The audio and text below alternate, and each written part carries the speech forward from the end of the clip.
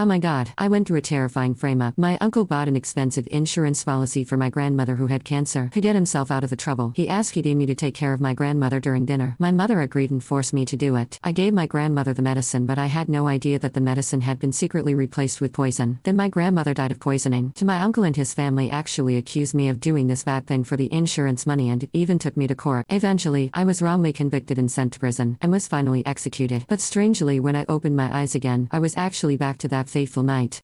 Chapter when your uncle's talking to you. Yeah, you zoning out? Show some respect. Mom's impatient voice jolted me out of my reverie, as if I had been transported back in time. The aroma from the table full of dishes and Uncle Jackson's meaningful smile brought me to my senses. I was transported back to the dinner table on New Year's Eve, where my uncle demanded that I care for my ailing grandmother. Continued. Is it such a big deal to take care of your grandmother? Stop pretending to be deaf. We've raised you all these years, and yet you're being this ungrateful. When I didn't respond, Uncle Jackson erupted in anger. Young people nowadays always use attending graduate school as an excuse to shirk their responsibilities. His audacity left me no choice but to retaliate. I slammed the table and stood up. It's not like the Warren family doesn't have other sons or grandsons. Why should the responsibility of caring for grandma fall on someone who isn't even a Warren? Uncle Jackson's face turned pale.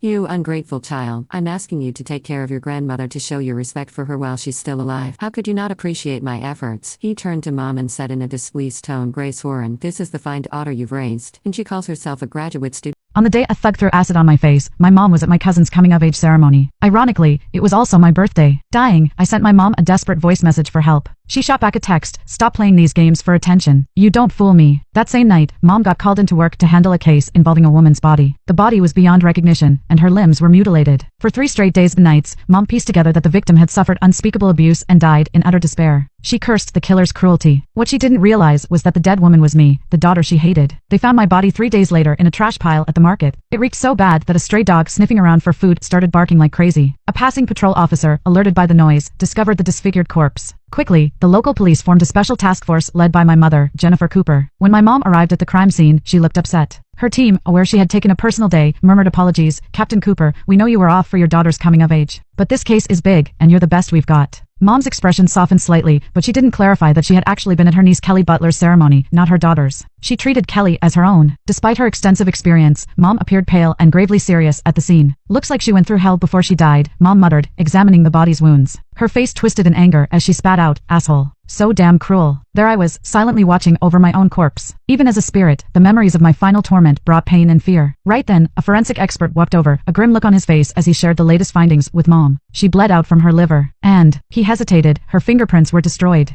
Identifying her is gonna be tough. Mom paused, her mind racing back to a similar case from a few months ago. There was a case like this out of state recently.